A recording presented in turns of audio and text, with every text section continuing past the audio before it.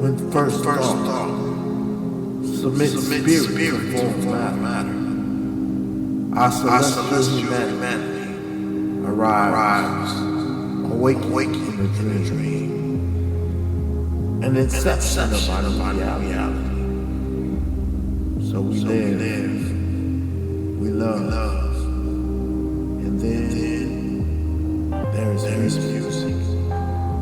So we dance, we sing, we pray, we reflect.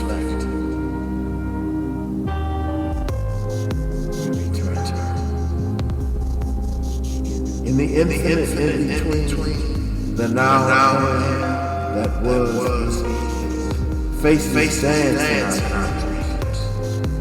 Some familiar, some indecision, cosmic composition. In the irrelevance of this time, we realize the passion of the random action, learning the lesson that the brotherhood of man is far more important than the ego of any individual. Imagination becomes the sound of thought, traveling at the speed of art. So we paint on the canvas of our ephemeral encounters, a masterpiece of memory that lives in the eternity of a child's soul.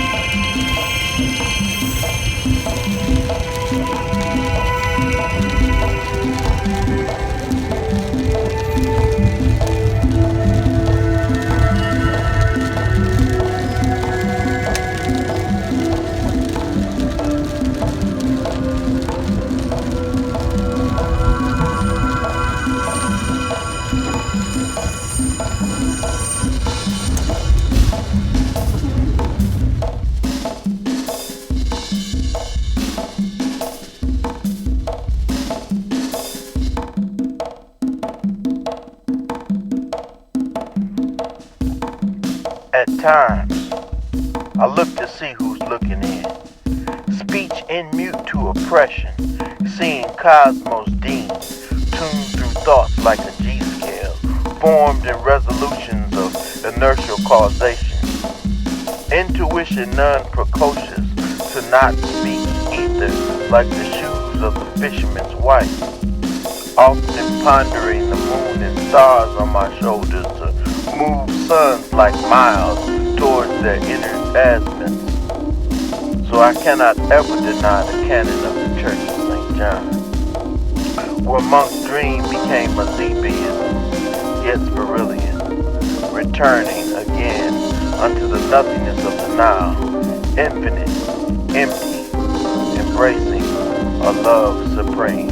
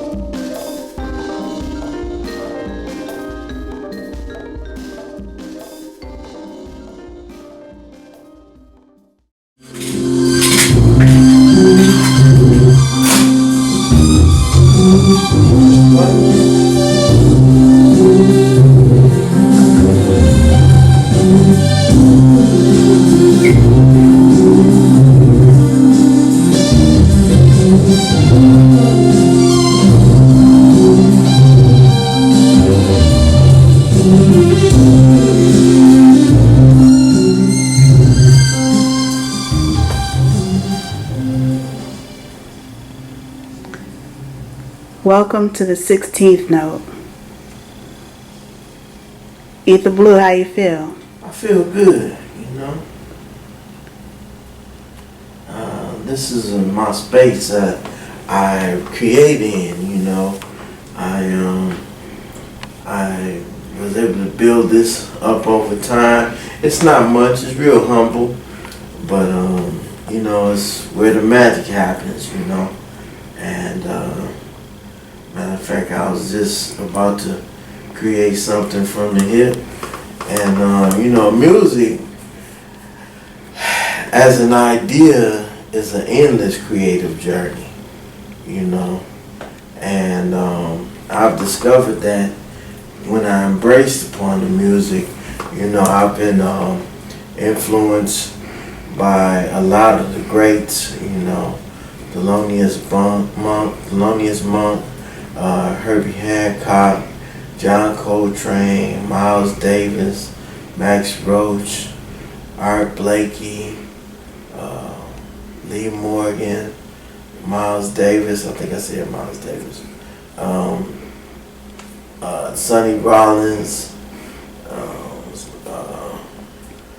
Pharoah Sanders, Sun Ra, Farouk Z-Bay, Skeeter Shelton, Kenny Green, Michael Carey, you know, a lot of local, Marcus Belgrade. They've inspired me. I won't say that I try to play like them or anything like that, and none of them really taught me. I just been inspired by them. And I'm both an acoustic musician as well as a digital composer. And so, you know, that's how I get down. See what I can make with this. This is the track I did earlier. I'm gonna do another one now. I'm gonna open up another file and create with that. What type of mood are you in today? I'm in a very relaxed and excited mood, you know, at the same time. You know, I'm vibing with the warmth. Finally we get a really warm day, and I'm feeling it, you know. I'm feeling it. So I'm gonna celebrate the crowning of this day, which is, you know, it's about 2 in the afternoon right now. I'm gonna celebrate the crowning of this day with doing a rendition of a track that I made the other day called Whisperers into the Null Set of Now.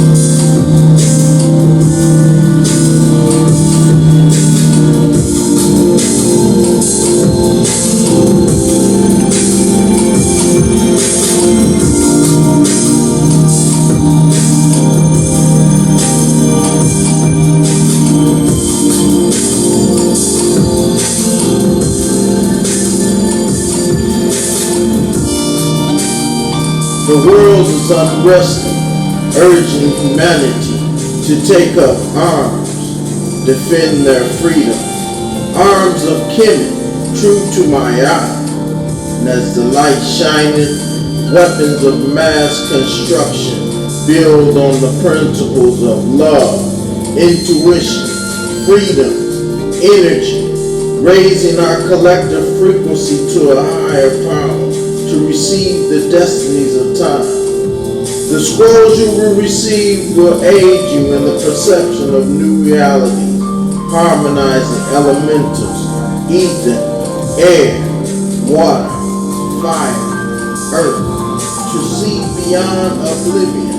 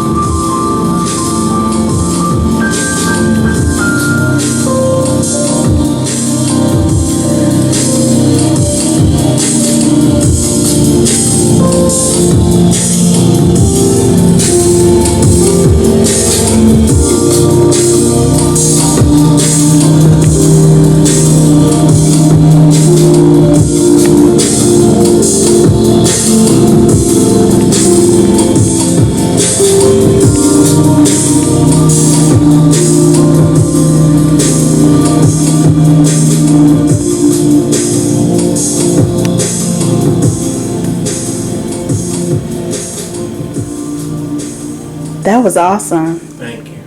And what was the title of that track? Whispers into the null set of now. A null set is something that has no real value, as they say. It's like a zero with a line through it. Mm-hmm. And the null set of now is kind of like the moment of now really has no value until it's whispered into with life.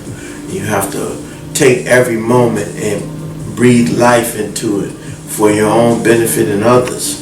So that's why I titled that Whispers into the Null Set of Now, because it can take any moment and breathe life into it. Awesome. The more you talk about breathing life, I remember times I heard you on the flute.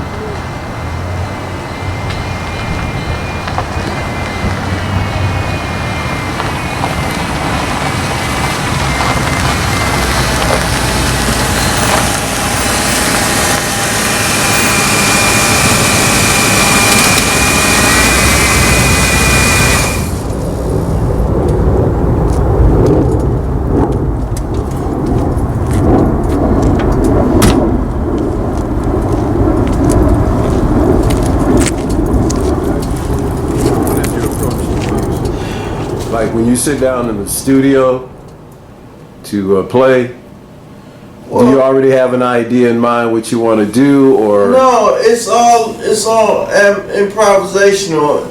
The whole process. I'm an explorer, and I use some software programs, and I take loops and put loops together to make an original track, and then I improvise over top of that. A lot of them are hip-hop beats. It could be country music beats. It could be jazz beats. It could be R&B beats. And I improvise over top of them with my own key of music, key of chord syncopation and improvisational exploration.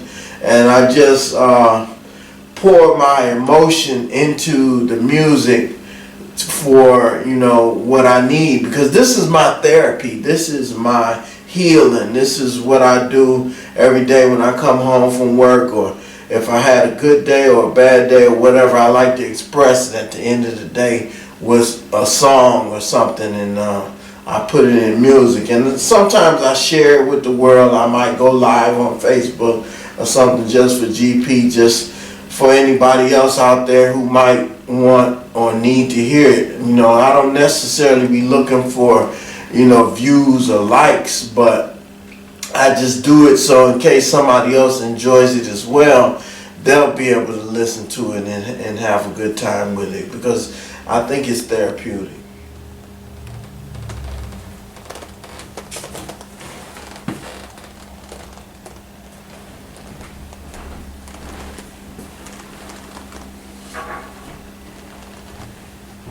Okay, so briefly, show me your process. All right, this is I use the. What are your tools? What are your DAW? What is your? I use GarageBand. I have an old MacBook, and it has GarageBand. I think 8 on it, and I use that with some instruments. Some of them I created, and some of them are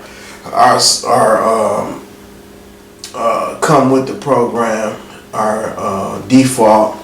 And then I use Logic Pro. I have a MacBook Pro that I bought in 2015, and I have like 36 instruments on here that I created, and I usually I use this template I created, and I ended up putting all of the instruments on one software file. That way I don't have to keep adding them all the time, and I just open it up. And then what I usually do is, like, if I'll make a track here, like I'll go and find some loops, something that I like. We'll go with urban, and I'll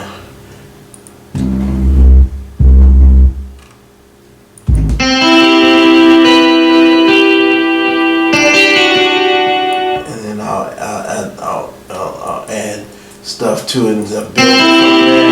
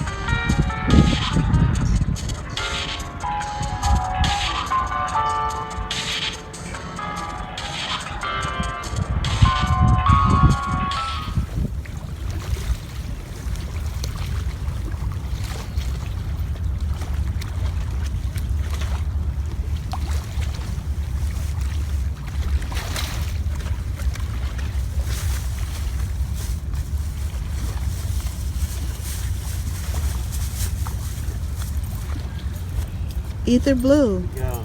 Good morning. Good morning. I see you're keeping up after the little bugs out here.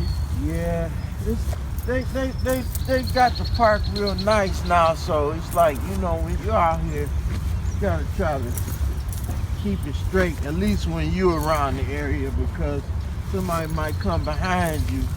That's the way I am. If I go somewhere and something is down or whatever, I like to clean it up so people can say, you know, when you was there, if they come behind you, they be like, they won't say, well, man, that man left all that trash. I'll be like, nah, I straightened it out. I think if we all cared a little bit, just a little bit about what we have, it would be better. You know, as a people, you know, black people always want to go on the other side of the fence all the time. And we got everything nice for ourselves as it is, you know. And that's for any people. Most people, I think the oppressed mind functions in a way where it's depressed. So any way to relieve stress, it comes out just in the very fabric of every little thing we do. So instead of thinking, well, I'm gonna take this to the trash can. We say, well, shoot, it's junky out here anyway, so I'm gonna throw it down. And that's how a lot of people do with neighborhoods. And I think it happens everywhere with all this artificial plastic and styrofoam and stuff like that. You know, there's a lot of this going on over in Africa, but they've learned a way to recycle, and they even have built homes with this stuff. You know, and but So you're very earth conscious, brother? I won't say very. I just like nature. I like the balance. I like the eco balance between nature and technology. I think technology and nature goes hand in hand. I think that you should keep green green, and then technology should have an ecosystem where it accommodates nature. You know, I don't think, you know, there's a motto where, you know, you might see in Star Wars there's an ecumenopolis and the whole planet is a city. If that ever took place, I would still want to have a vast majority of like a central part of the planet or whatever that would be a green space. Right. You know, if they ever got to that, you know, that would be, if they did, it would be millennia in the future, you know, for them to get to that kind of technology here on this planet. But, you know, I like green. I like green. I like this experience of humanity. It's a beautiful thing, you know. Out here amongst the trees and the lawn and the water, it seems like this is a good place for fresh air and health. Yeah, it is, and that's why I like coming out here, because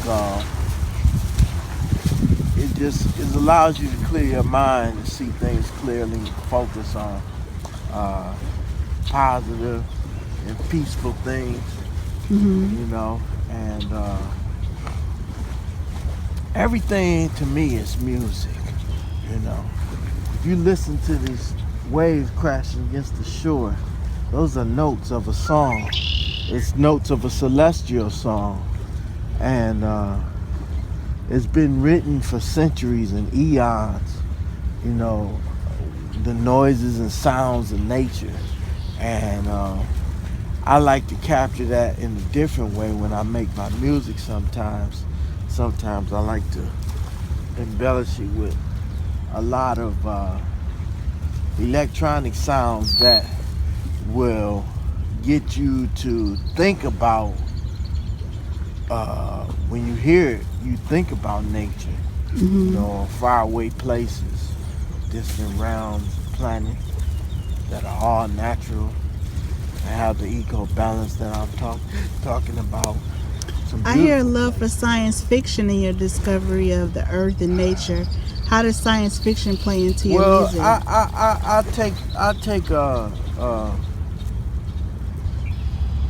I take in some instances I take offense to that term, science fiction, because everything is real somewhere. If somebody perceived it in their mind, it's a reality somewhere. And in your mind are many worlds of realities and times and spaces that actually exist. When you dream, that's a real place. It's not just, some people say, oh, it's just your mind working out issues you got going on, something in the day. No, that's a reality somewhere. And when you go in your dream, you travel to parallel universes and different worlds and realms, and you work out stuff for that dimension of time and space. And so everything's real. This is somebody's dream, you know. So we living in somebody else's dream. We may be in somebody's head right now, you know, living out a dream. But everything's real. And I do love the sci-fi, you know, and stuff like that, because it expands the mind to think beyond what you do know, you know. And at one point, when to a child, you know, when the child comes out into a world like this, this is all science fiction to them because they never seen it before.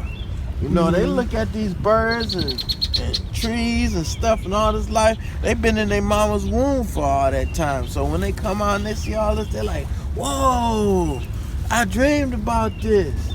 This is awesome, you know, and they have a ball. You know, if we can maintain the innocence of a child in everything we do, even when we have our little, you know, tiffs or whatever, spats or whatever with different people or what have you, if we can maintain the innocence of a child and go to a resolve, you know, things would be greater, things would be better. You'll be able to enjoy life a lot more. Thank you.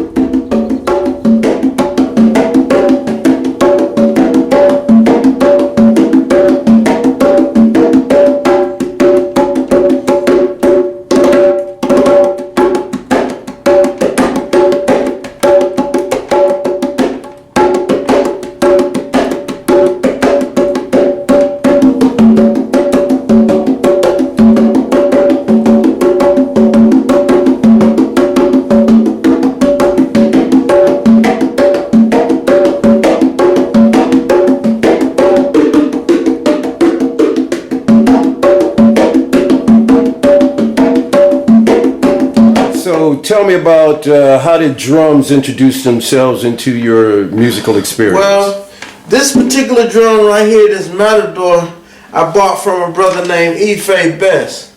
And I said, man, you know, before I bought the other drums, I said, man, I don't know how to play drums. And I really don't consider myself to be a percussionist. I'm just a musical explorer on all the instruments I play. But he told me, he said, you get that drum, and that drum will teach you how to play it itself.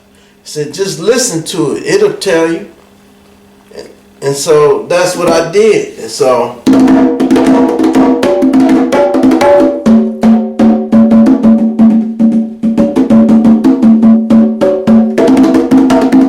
an abstract musician, you just paint with sound.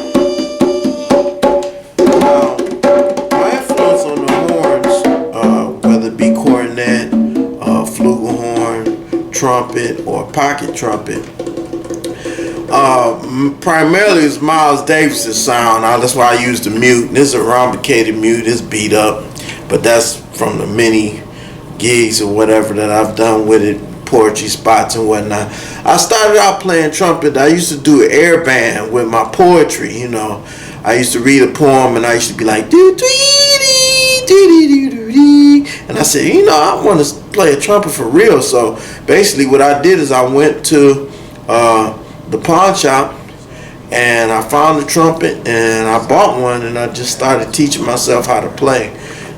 But anyway, I started playing it, and I also was influenced a lot by Skeeter Shelton and Ferrucci Bay. I'm nowhere near as great as them guys, but they inspired me to be abstract, and they told me to keep doing what I do and play and be yourself, always be yourself. So that's what I did, and I started with my group Epiphanies of Sound, and that's where I started doing a lot of the abstract saxophone and stuff.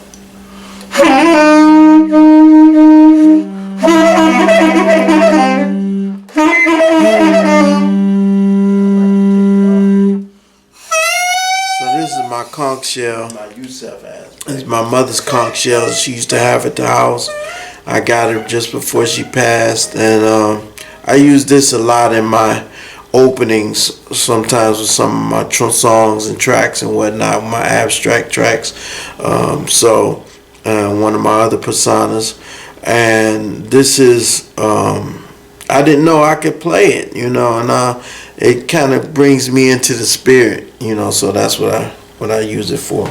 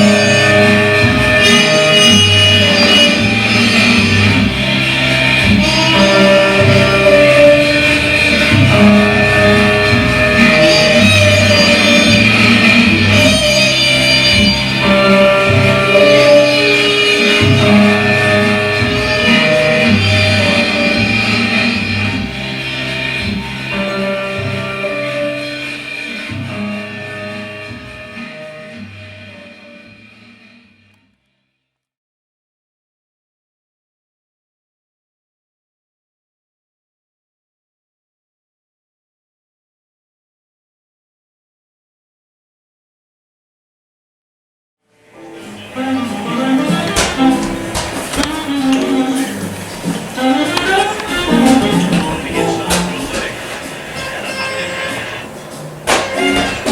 about this day. This book you read. Okay, I haven't read it yet. I thought you said you was reading the anthology of rap. I said if it's up there, I haven't read it yet. I'll start it. All the books up there, I haven't read yet. I read some of them. Not all of them.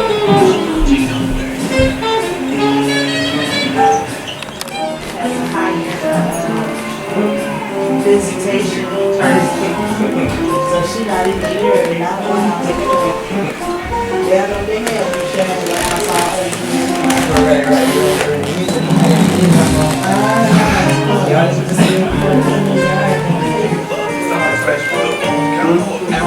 Who's the holiest?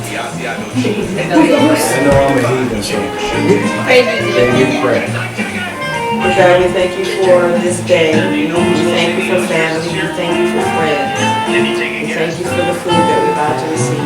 We ask that you bless the hands that provide it, bless the hands that prepare it. Make us worthy to receive it. In Jesus' name we pray. Amen. Hi, baby girl.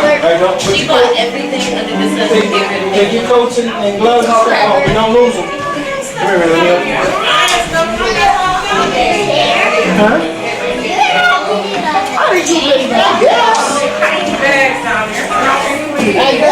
Larry, let me have your coat.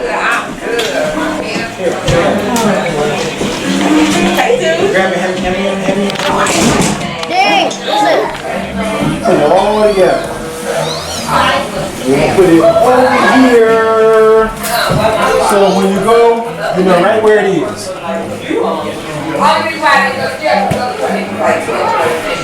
Okay, so I'm at the museum. So what you been doing, girl? Oh, okay. So, I had a semi-car tell Apple. She already said that's why I was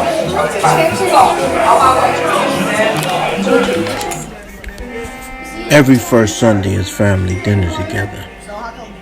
It was started before the ascension of our parents, Heyman and Melita Cross Sr., to bond the family closer together and to teach the grandchildren the importance of family by my older brother, David Jonathan.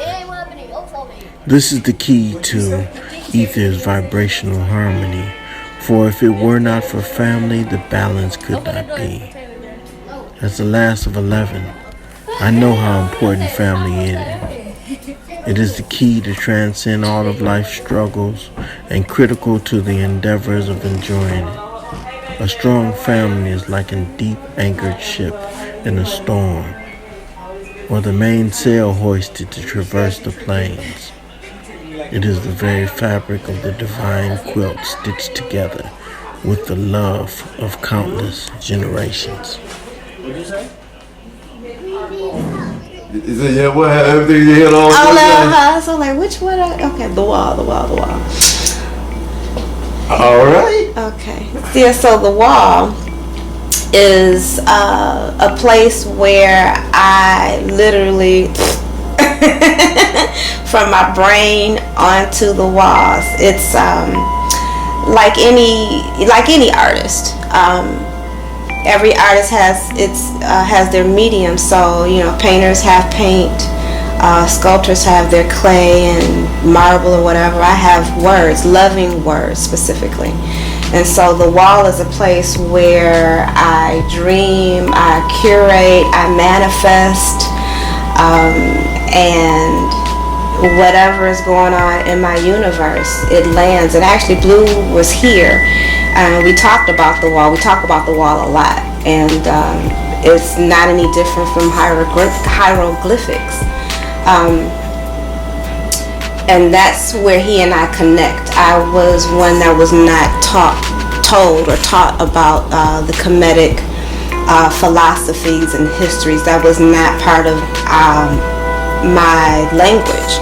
So meeting him he's kind of like my personal teacher. I refer to him as my brother-in-law.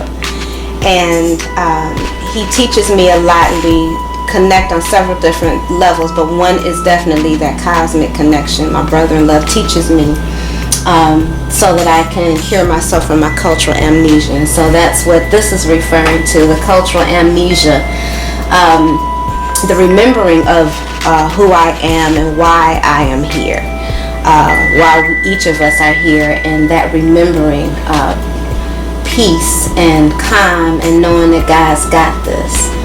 And that's where that ascension comes in. What he brings here to the house very often, more than once, actually a few weeks ago, bringing his music and his art and his wisdom. He's, a counselor. He's a teacher. He's a friend. He's a spiritual support. And he comes and he calibrates the house when he comes. Last time he came, brought all his equipment and just played. I sat on the floor letting those sounds, that music go. I sat on the floor bare ass on the floor, and then just let the vibrations just go right, from my root up to my head, and Jefferson, pen and paper in my hand. And that space was a space, where the poets and visual artists, musicians gathered, and we didn't connect immediately then. We knew of each other. He had his cornet, and that just blew my mind, because that was probably actually one of the first times that I had ever seen or heard, experienced live music in a space like that,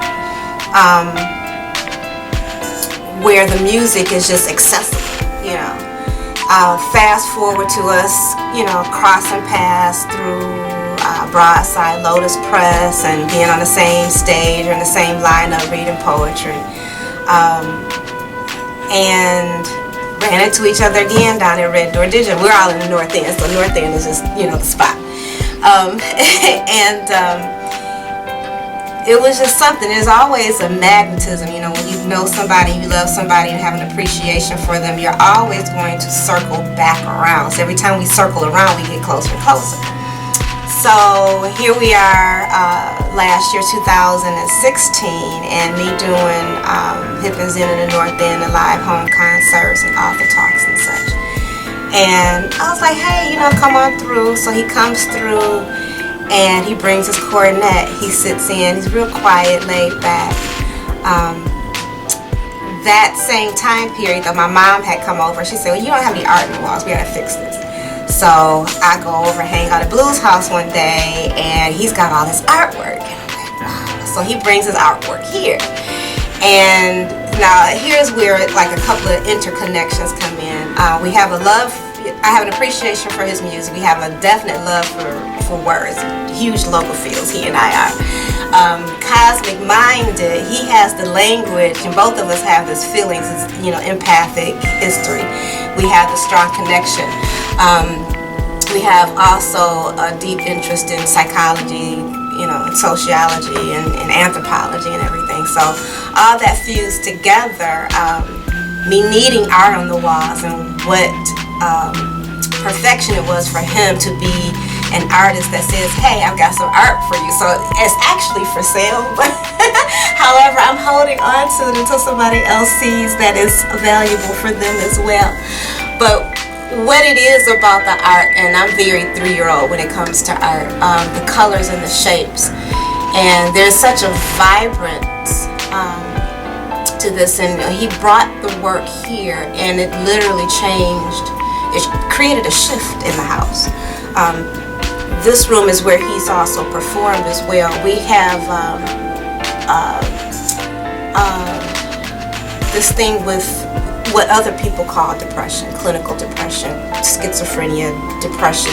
These clinicians diagnose and use labels. It is just that we are energy, and we vibrate at different levels of energy. And sometimes I vibrate really, really low. And so when I do, this is where I come, and I emerge from that depression, those seas of darkness. When I come and I sit, and I know it sounds all spacey and woo, but I mean, I'm literally serious. You come and you look at these pictures, these paintings, and you imagine. He has a really cool backstory about, the paintings that resonate with me, but they're just so beautiful and simple, and I can get lost in them, and the colors mean something, everything means something. But above all that, it's just that they're uplifting and they're vibrant. And this one, actually, he did tell me a little bit about, told me about this one. They're musical notations. And so when he comes and he's able to actually give the story, I'm like sitting like this. Like, tell me again, about what each of the paintings mean. But I know it's just love. They've just brought love in here and history. And they just reach a part of my soul that I don't even know what it means. I don't care what it means, but I know how they make me feel.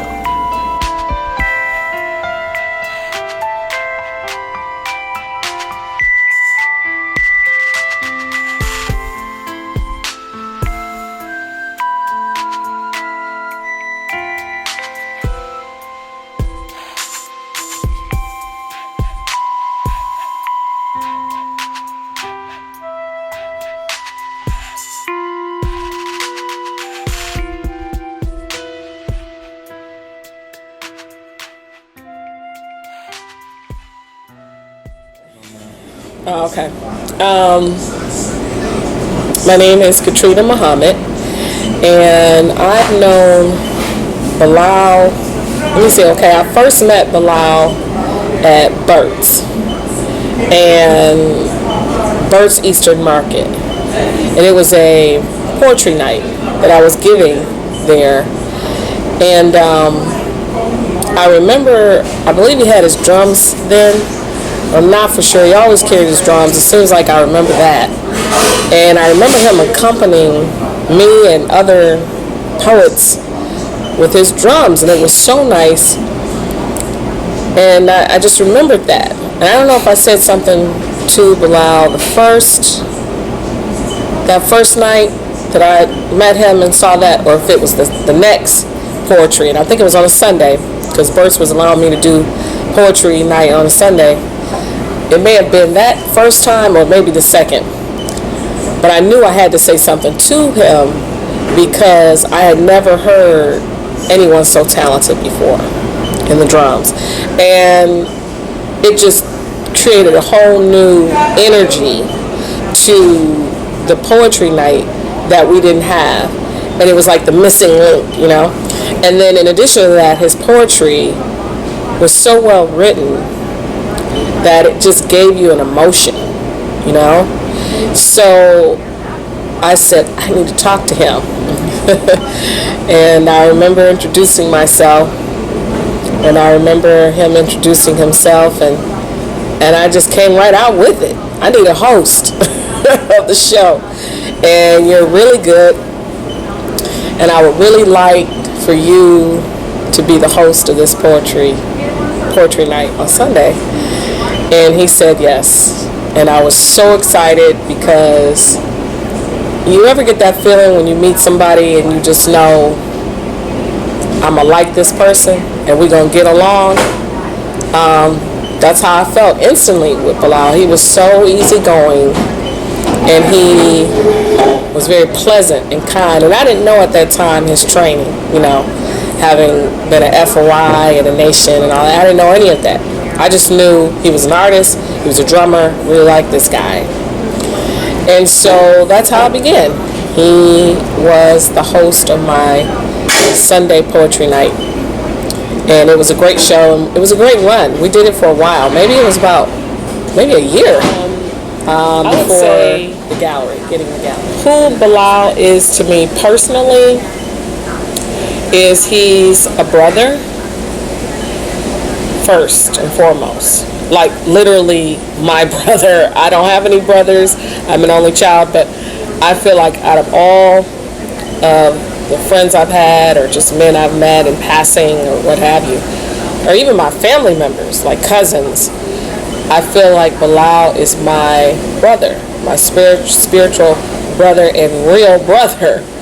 And so in every sense of the word, in terms of my security, my confidant, someone who just has my back. I can bounce ideas off of him. He can tell me when I'm wrong and where I need to, rethink something and possibly go back and atone and apologize. He's my brother in every sense of the word. He's my friend, like a true friend. And I never understood my mother when she said, the older you get, you're going to be really happy if you can count your friends on one hand. I did like this. I remember saying to her, Mom, that's only 5 fingers, like, what are you talking? That's not a good thing. That's just 5 friends. That's it. Mom, I got a bunch of friends. My whole class. And she said, no, you don't understand the word friendship yet. But God willing, you will. And you will be fortunate if you can count your friends on one hand. So now that I'm 40 plus, we're not going to go there, but I was going to say, I totally get it. I totally understand what she was saying. And among that friend list, I would definitely count Bilal at the top of that list. No doubt about it. He is, I guess, my self-accusing spirit. He's a part of that, because I'll call him and say, hey, this happened to me. Did I handle that right? What's your opinion? And I'll give him all the facts, not just keep certain stuff out that I want him to hear. No, I'll tell him everything. And then he'll tell me, nah, or yeah, I understand. Because I think it is something that you long for, that you look for in a person, period, is to be understood, to be around people that understand you. And he understands me. He gets it. And that's just invaluable. Like, that's invaluable, because the older you get, you talk to people, and it's not even an age thing. You could assume maybe someone's a certain age and they're mature enough to get it or understand or just know, and it has nothing to do with that, and they don't know, they don't get it. Bilal gets it. He gets it. And that is something that, it's priceless what that is worth. Truly. So that's what I would say what he is to me. Now, his character, I would say he's funny. I would say he's savvy and smart, very smart. In fact, I don't know if I know anyone as smart as Bilal other than maybe my dad. I'm talking about men. Of course, I think my mom's smart, but from a male perspective, if I had to say or name the top 5 people who I've encountered, mentors, ex-managers or bosses or whatever, classmates, just male figures who I personally know that are intelligent and smart, he would be in the top 5, maybe in the top 3. And that's saying a lot, because I've lived, a lot of different states. I've met a lot of people. I've done a lot of things in my life, and I've met a lot of people. But to really know someone and know them deep enough to see that intelligence just kind of ooze out of them in everything they say, everything they do, there's a reason for it. It has a deeper meaning. That is Bilal. Everything he does, it's a purpose, it's a reason. Now, some people can be very surface level type of people. He's not like that at all. And he makes you think about yourself, what you're doing, what you're saying, how you're living, the relationships you have with people. He makes you think, because that's how he lives. I would say he's very giving. And when I say giving, I'm talking about charitable. helping a lot of people. And I consider myself charitable, so I like being around other people like that, where one day you pay for lunch, the next day your friend's like, no, I got you. And it's that give and take thing. It's not somebody who's like using you. No, it's someone who is giving back to you just as much as you're giving to them. That's Bilal. Very giving. I would say very spiritual. He's a spiritual person. And maybe this is because of the fact that he's a Muslim, which is just one who submits. But spiritual in the sense of the word, when he talks to you in his conversation, it is really surrounded about Allah and just the internal person connecting with the God. It's just, even his poetry is very spiritual. So he's a spiritual person. He's very in tune with other people, their feelings, their emotions, and just the higher, bigger purpose in life. I would say he is very mature. And mature in that he knows what he wants, he plans for it, and then he moves out and makes it happen. And that's maturity. Some people, they don't have that. They get however old and they don't have that. They can't do that. They don't have it. And he knows how to do that. It takes a certain level of maturity, persistence, determined type of character about yourself. I would say he's very strong. Strong in that, in himself and who he is, what he wants in life, and just his role as a man, just understanding manhood and his role as a man. He's very strong in that. And I would say, I don't know if I said funny or humorous, but if I did, I have to repeat that, because I laugh with him like all the time. We laugh and joke and play, and I really appreciate that life. And then I would say, in addition to being an intellectual, of course, how can I forget this? Artistic. When anyone who knows Bilal knows that he's an artist. He's a very good artist. And if you've ever been in his personal space, like his home, I mean, from the ceiling to the floor, right to left, there's art everywhere. And having owned an art gallery, which he also helped me with that and worked with me with that, he was the art manager for a while when I had the Red Apple Gallery downtown Detroit. I love art. I think it can make your day better. It can help you in your spirit. And his whole entire house is filled with artwork everywhere, to include the doors, like the internal doors in his home. He has artwork on that, and I love that. I love that free spirit. I love someone who appreciates beauty. I think he's that type of person. And I would add sensitive, because when you can appreciate beauty, you can appreciate flowers and artwork, that means you're sensitive. You're in tune with the God, with the greater purpose, and that's him. And I would say strategic. That'll probably be the last one I would mention. A thinker, strategy.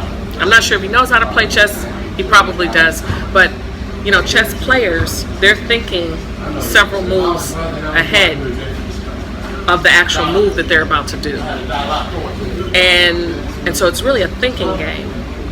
It's really a thinking game, and that's Bilal. He's a thinker. He's a reader. He studies, and I just appreciate that, because so many people get trapped into frivolous stuff in their life and distracted by it, just veer off the path, When I talk to Bilal, he's telling me about a book he's just read, something he's just studied. I mean, the conversations are intellectually interesting and stimulating. And I can't tell you how pleasant that is to talk with someone that has a good conversation and that they also appreciate having intellectual conversations with someone else. That's very nice. And so I'm always learning from him. And I appreciate that. I really do. So I love him. He's my brother. Yes, Angel is my baby brother, and so when I don't know if he told you that when he was born, my mother felt very ill. I mean, after he was the 11th child, so after 11 children, there was no more of anything in her. So the doctors told my dad that my mother was going to die, but we knew she wasn't. And he literally, the baby had to come home. My mother stayed in the hospital for almost a month and a half, and the baby came home. I was 13, so I lied to all my friends and told them I had a child. And he would sleep with me. I would carry him around. I'd run home from school. He was my little bitty everything. And so then, after my mom got well, came home, and everything returned back to normal, of course I grew up and I was getting ready to go away to college. But before I went to college, he would always ask me to read. Read me a story, read me a story. I was like, oh boy, you drive me crazy. But I would read him Dr. Seuss books, and he loved Dr. Seuss. And I would just read him and read him and read him, and I didn't know that as I was reading, he was following the words. And then he started saying the words. Of course, I thought he was mimicking, but he wasn't. He learned how to read, and I was so proud. I was like, oh, I taught my baby brother how to read. So that's my big Aether story. He would be the one I make sure to look out for. And he's been my great cake maker. Now, did he tell you that my mother, because her health never really returned to where it was, did he tell you that my mother taught that boy to cook when he was like 5 or 6 years old? He was making like real food, like cooking his breakfast. She taught him literally everything. And that pound cake that he's so famous for, my mom taught him how to make it. No recipe, you know, she old school. You put this in and put that in and put that in, and literally, that boy can cook. He can cook, and he makes the best lentil soup you ever had. So,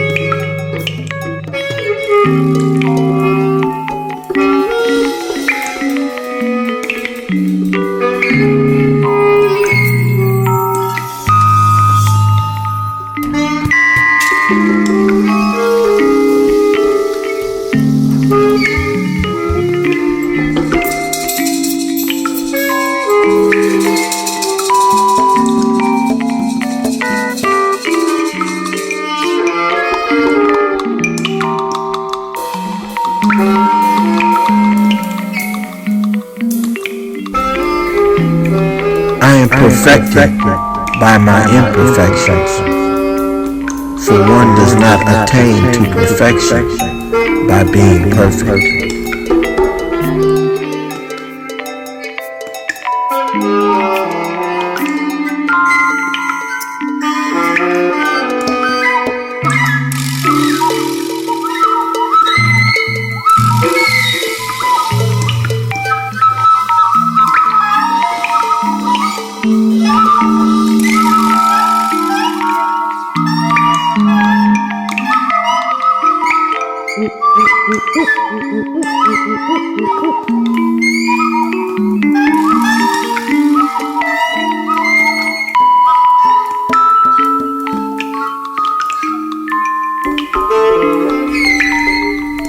The unspoken word speaks louder than verbs, and I hear. Fear exists in the realm of our yesterdays, but the present perfect is ever present per effect. And we speak the vibe in our truth, drunk off of the liquid love of our youth. Stream theology plays on one accord as the parallels intersect.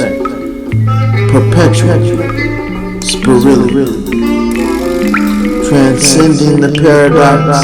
I say, I love you, and we feel it mutual all across the realms.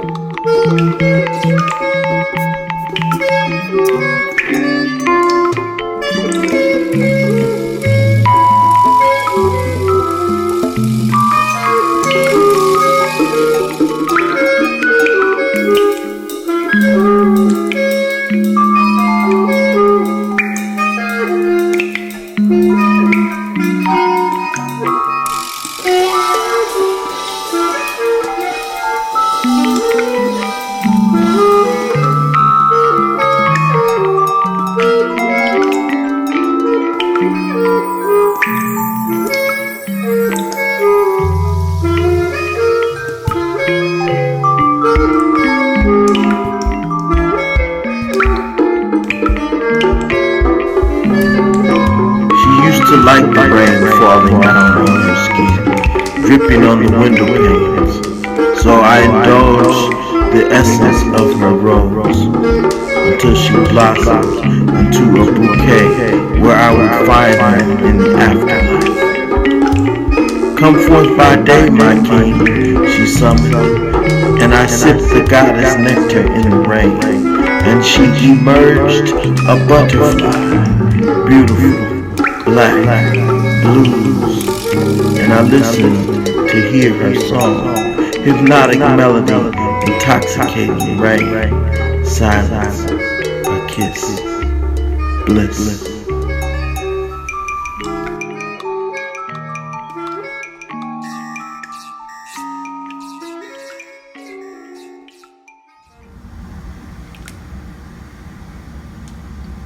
The spoken word is the true power of persona, and the written word is the true spirit of what is spoken. Now,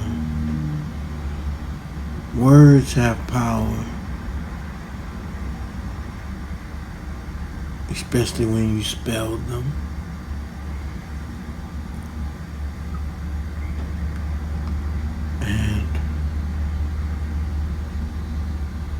The sounds can either heal or harm. We've been in this realm for a long time, and we've wrapped our power up into English. And you know, when you play pool, and we know all about that game, you put English on the ball so it can spin and curve and knock the other balls in the pocket. And the last ball to get knocked in is the 8 ball, which is the black cue ball, actually. And you know, when it comes to race relations and public relations and spiritual relations in this realm and in this country, you know, not too many people talk about mental challenges relative to spirituality And there's a cosmic veil across the world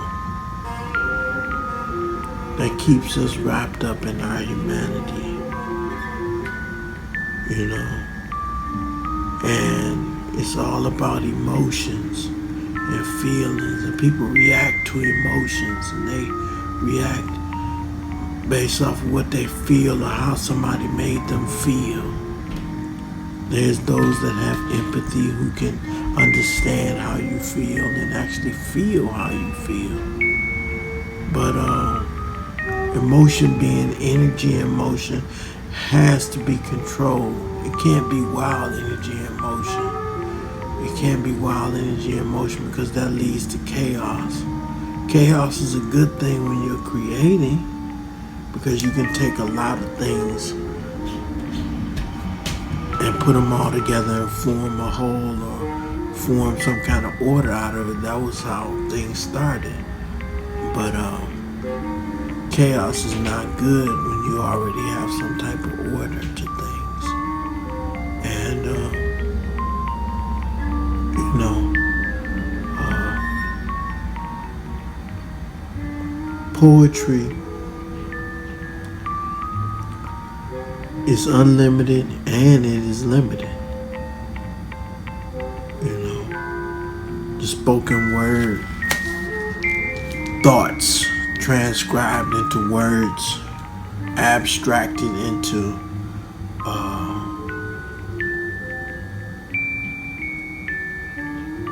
creative fusions of thoughts, you know, painting with words, you know, you add color, you add sound, you add thought, you add dissonance, you add harmony and melody.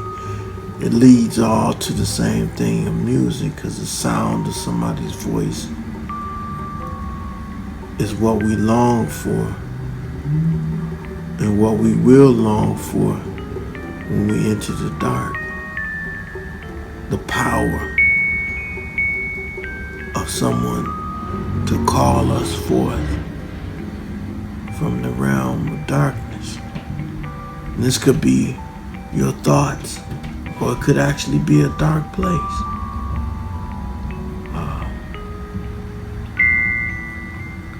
I know I'm a celestial being. I know when I return, I will return to the heavenly host. I know that for the fact. And being a celestial being, experiencing humanity is rough because you have to embrace human emotion. And human emotion is a chaos.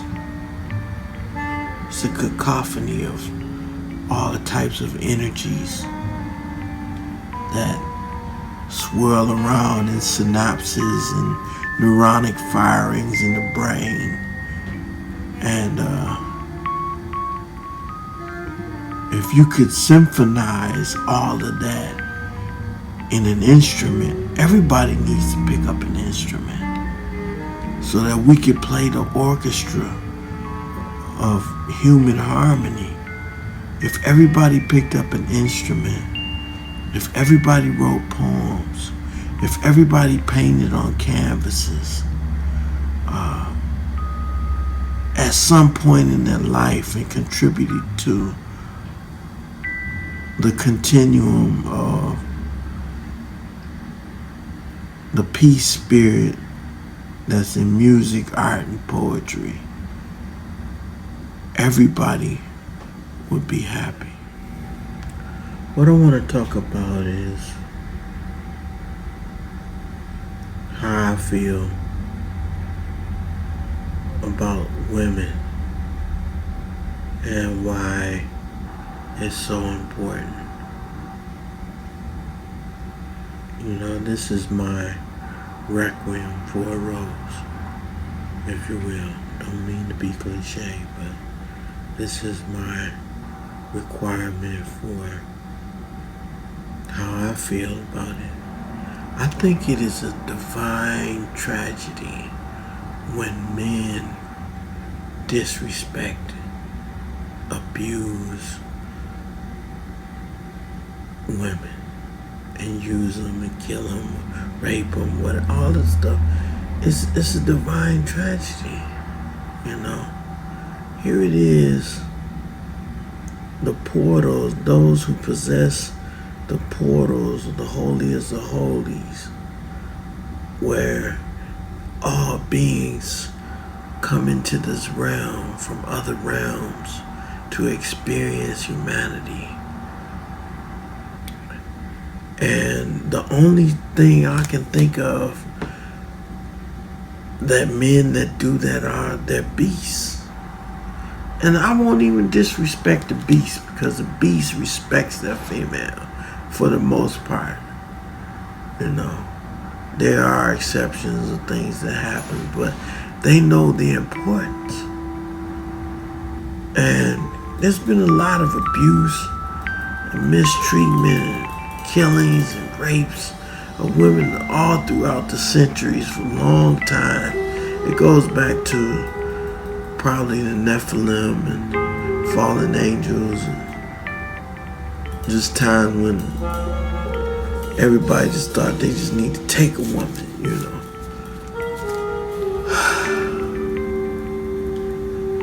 I think if we respected women with the due respect that they deserve and have earned by God, you know.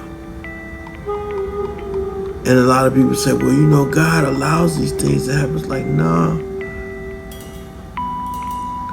He gives everybody free will. So, people that want to harm women or whatever, they have free will to do that, but there's laws set up and consequences, whether they pay for it here or anywhere else.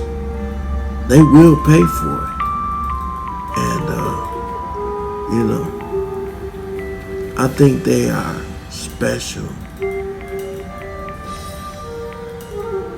key ingredients to the fabric of the reality of this realm. I can't say it enough, you know.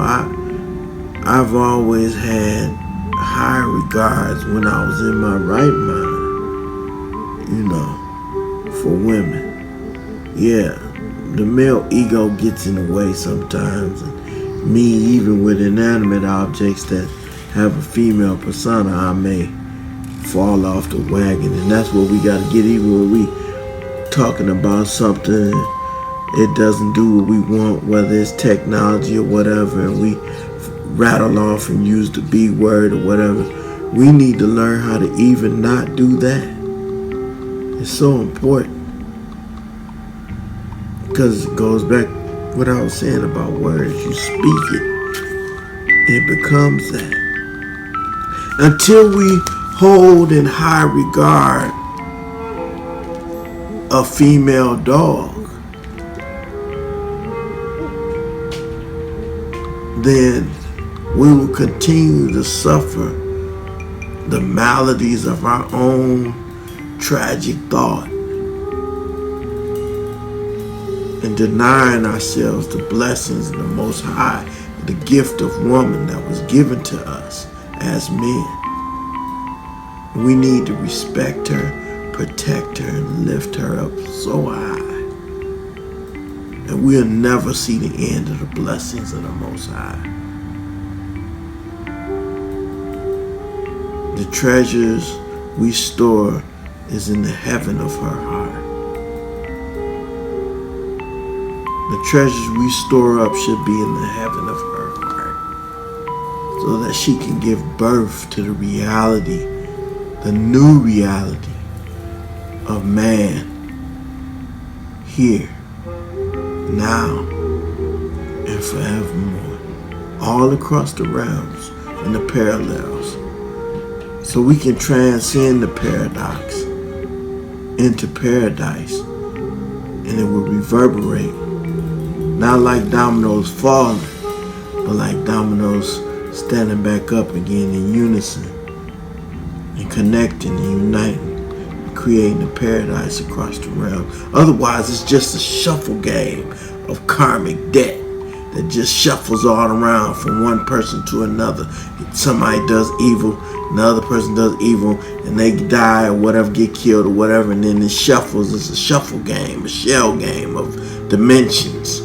You know, we don't need to do that anymore. We need to pass the peace all throughout the omniverse,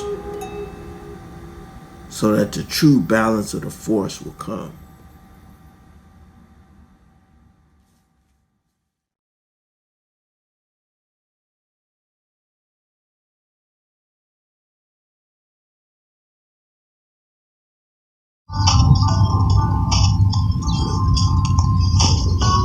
Blue, Yeah, I see you brought your own soundtrack to the island. yeah. What are you listening to? It's a track I made the other night called The Luxury of Love Beyond Time. And the inspiration of it is when you find someone that you enjoy being with and that you want to spend your life with. That's the luxury of love beyond time, because that's when time becomes irrelevant, because the only thing you focus on is you and that person and the things that you do together. And those things that you do are etched into a period of time that can't be taken away from you, you know. And I was just thinking about those things and the sounds I wanted to have in the track. I wanted it to be mellow and relaxing, kind of like out here on the island, you know. Yeah. What instruments are you playing on that track? All keyboards with, you know, embellishments, different keyboards and synthesizers. I like to, I'm influenced by Monk, Herbie Hancock. Herbie Hancock mostly when I play my electronic keyboards. I like Herbie Hancock, Chick Corea,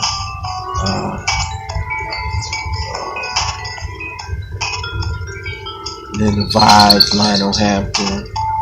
I got instruments that I made up that I named after them on my software programs when I play electronic music. I consider myself a digital composer.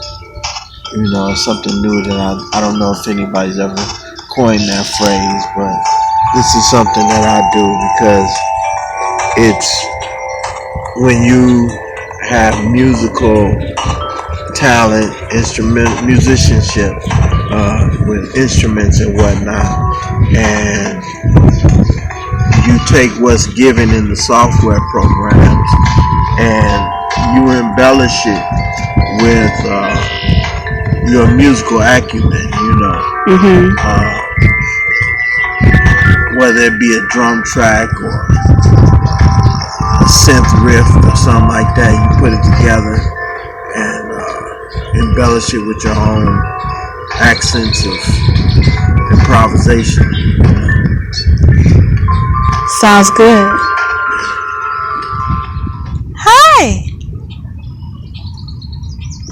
Well, Ether Blue's friend has come to visit us again.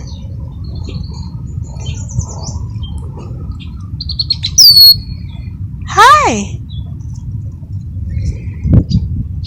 Hard at work finding food for himself. But I think he just wants our company because he keeps coming back. And each time he's closer. This time he's close enough that if I stepped out 1 foot, he'd be right at my feet. What are you gonna call him, Ether? Black. Think that fits him.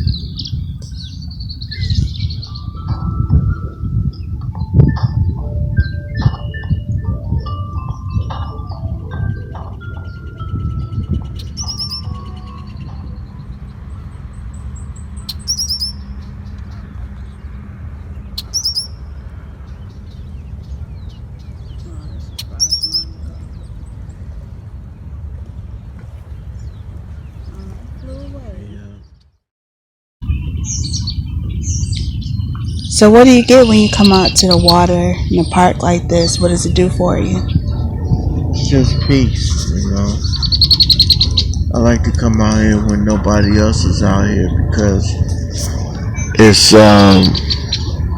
you get to hear the birds and the trees and the technology. You know, you get to hear helicopters, airplanes, boats, the water slashing against the shore, the blackbirds and all the different kind of birds singing.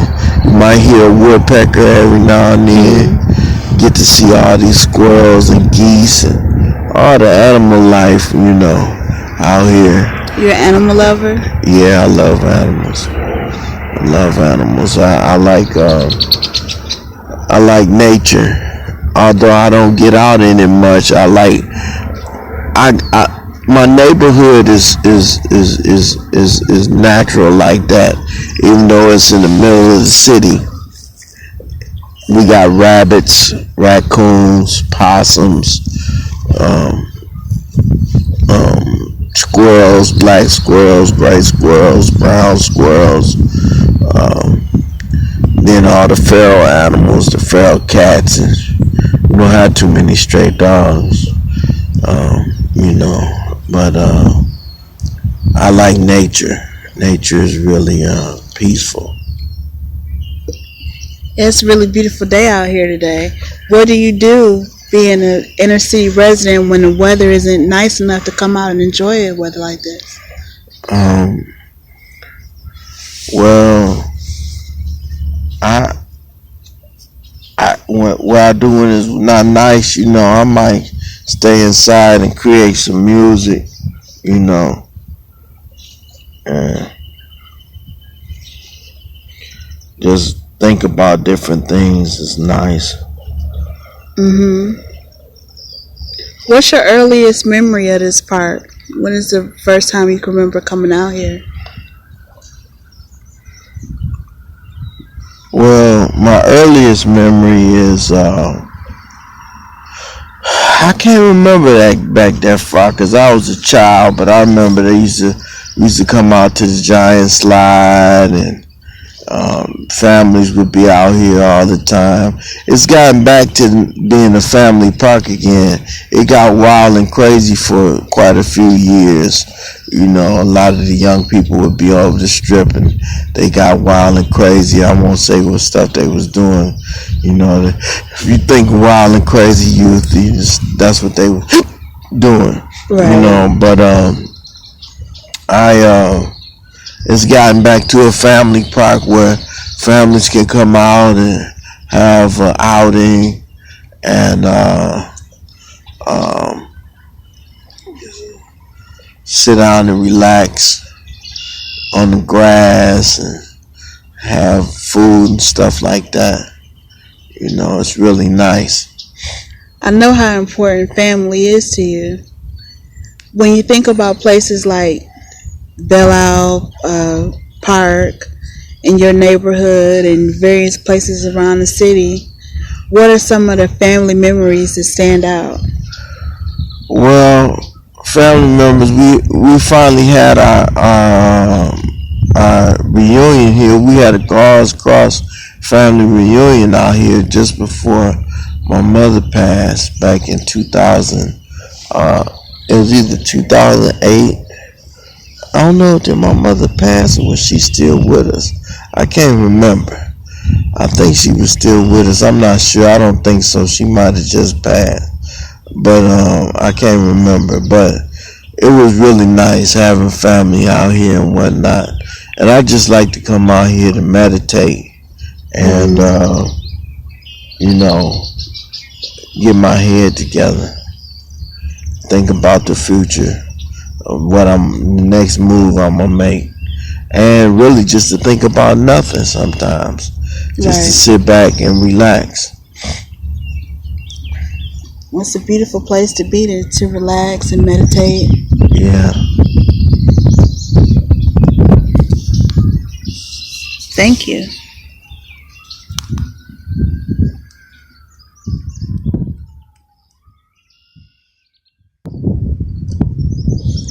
No place I'd rather rather be. No place I'd rather be.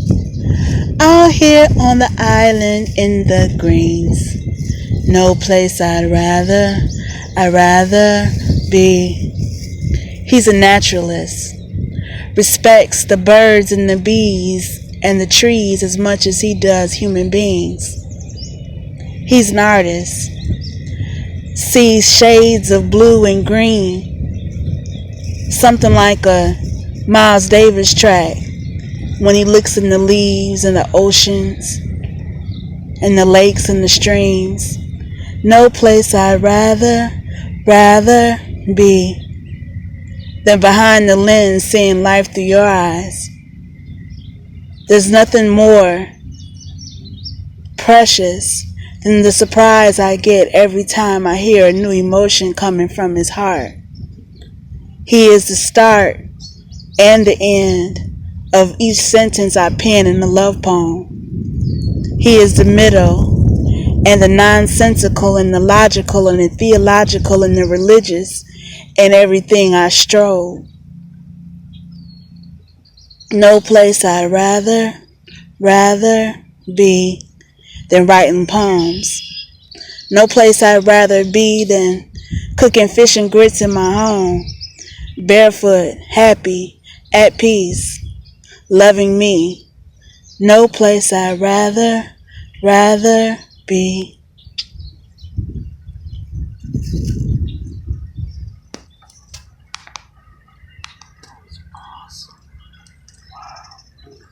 Yeah.